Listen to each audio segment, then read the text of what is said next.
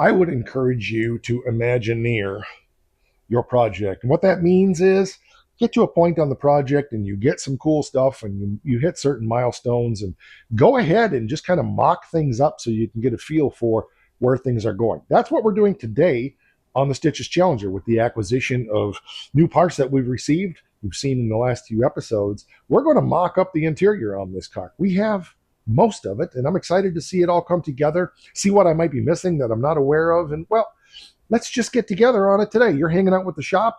You're hanging out here in the shop with me today, and this is what we're doing. Stick around. I'm Mike. You're watching My Car Shop. So I guess the place to start is right where we start. So we'll start. I'm going to get the carpeting out. We're going to get the dash out, steering column, center console, all that stuff. And we'll start putting that in. But I think the place that makes the most sense to start is putting the carpeting back in. Back seat's already in. Isn't that cool? There we go. It's by no means imperfectly. Don't care that it's imperfectly. We're just mocking and scoffing, right? Looks good, though. Really happy with that. Oh, what next? What's easy to get at? Probably should do the dash, even though it's not easy to get at. The center console is easy to get at, but I think that'll be in the way of dropping the dash in. So let's get that. Okay, the dash frame is in. It is a dirty pig. I'm going to wipe that down real quick, just a little bit, but I only threw one screw in right there to hold it. I don't have the pocket nuts for the rest of it yet, but it's a start anyway. So let me get that wiped down, and then we'll dash cap or instruments. I guess we'll do the instruments and bezels next, and then we'll do the dash cap. And even in a box, stuff gets dirty. This stuff was all clean and pretty. So we're going to take a minute and get that cleaned up. Huh, that's broke. Oh, that was broke. I remember that. I got to fix that at some point. Easy fix. No big deal. We may even hot wire that with the special thing that they do, or we'll just super glue it. Probably super glue. Matter of fact, I might just run and do that now. But anyway, we'll get all this stuff cleaned up, and then we'll get it in there. I still got a little more cleaning to do in there, but you know, you don't want to rush into these things, is what I'm saying. So, okay, got the radio in. So now we can get the light bar on, and then the instrument cluster. I'm not sure what order that stuff goes in, but that's the plan anyway. So get that dusted up and get it put in, little by little in every way. I'm not getting carried away with getting things too cleaned up right now, because they'll just sit around and get dirty, but I'm just kind of wiping some of the dust off. So, yeah, next, let's get the rest of the bezels in,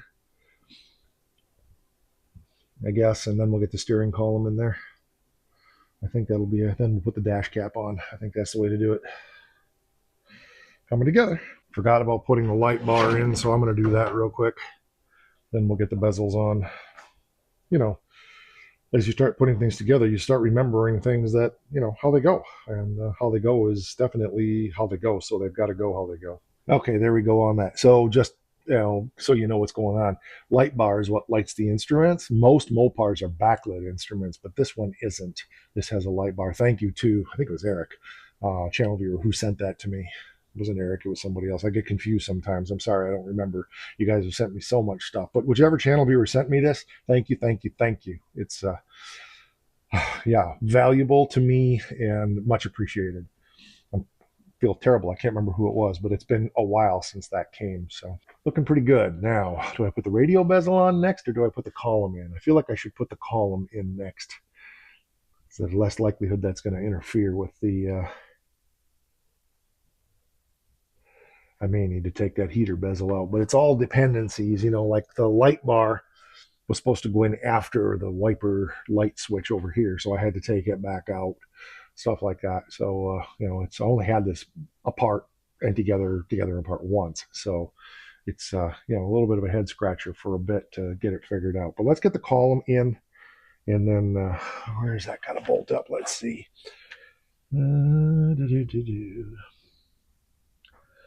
Somewhere in there. Oh, right there.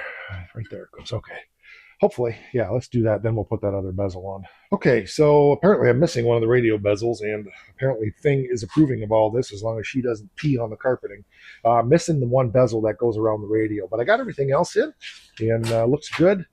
Pretty happy with all of that. And yeah, I don't want cat hair all over my brand new carpet, so you're gonna have to move. But we'll give her some food, and that'll get her out of there, won't it? Yep, won't it? Anyway, we're looking good. I'm pleased with that. So I think we'll put the dash cap on next. And I don't have a dash pad. I've got a plan for that at some point, what we're going to do. But for now, we'll just kind of stick the cap in place to make it look kind of like it should. And we'll go from there. So, I guess things decided to come up here and check out the roof now. You're a good helper. Yep, you're a good helper. Okay, there we go. It's just sat on there. It's good enough. Again, we're just mocking. So I'm liking it. So let's get the center console on there next. I'm not going to be able to put the shifter in because that comes up through the floor. And I'm not going to be using the B-body shifter. I'm going to donate that over to the Charger. So we'll stick that in there at some point. But yeah.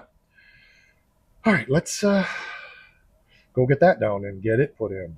It's going to look cool. Okay, console's in. So I don't have a shift boot for it yet, but that's okay. And I've got a plan for the pistol grip. Like I said, we're not using the B-body pistol grip. Maybe I've explained that. Maybe I haven't. Let me explain that to you real quick. When I put the seats in with the console and the shifter tail, the tail housing with the shifter on it in place, it's fine when the seat is back. It's actually perfect for me.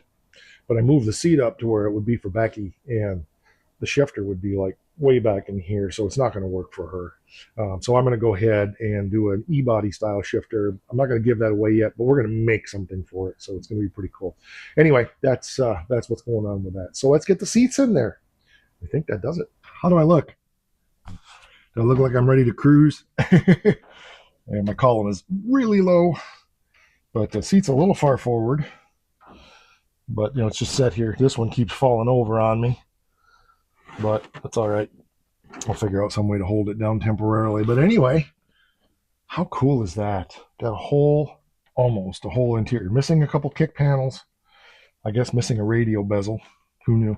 Got to make the door insets and the door handles inside. Headliner, of course. But I can't complain. I got some ideas about a headliner. I'm going to scratch my head on that a little bit, no pun intended, but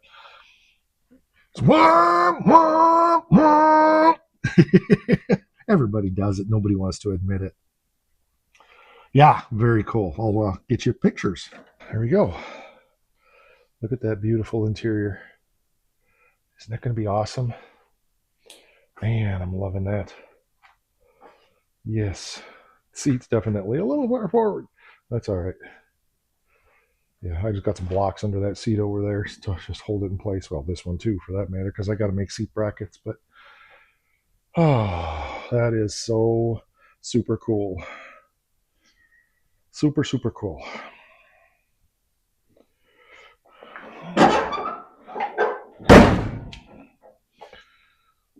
Wow. Amazing. I'm so glad I did this. This is so motivational and inspiring, and it gives me a picture of this car being actually all together. It's just really, really, really cool. There's another reason I'm doing this. Yes, it's to share with you the excitement, the enthusiasm, maybe get you motivated to get out and work on your project, which is always my number one goal.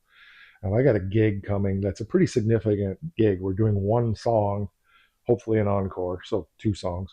A show closer at a local university, a state university, not local. It's a couple hours from here, and I'm really concerned about damaging my fingers. I damaged this finger. I think it was this one. Yeah, this one several months ago, and it's just now finally getting better. So I smashed it pretty good. I wasn't too worried about it because we didn't have any gigs, although it was before Christmas, and we were trying to get. No, you know what? It was before Halloween, and we were trying to get our Halloween tune out and our Christmas song out. And I was playing with a broken finger, not broken, but smashed finger. So it was rough, but I got there, got it done. And I just don't, for a live performance, I don't want the distraction of an injury. So I'm not doing much hands on for the next couple of weeks. But this, this was awesome. This was. Did you hear the cat? It went meow because this was the cat's meow. I got to go get a girl and let her see it because I think she's going to be pretty amazed. All right, that's going to do it for this one. Thanks for being here. Thanks for spending this afternoon out here in the shop with me, having fun, because that's what it's all about. If you keep having fun, you'll get it done. So make it safe, make it done, and have fun. That's what it's all about here at Mike R's shop. We'll catch you on the next one. And don't forget, because it's important.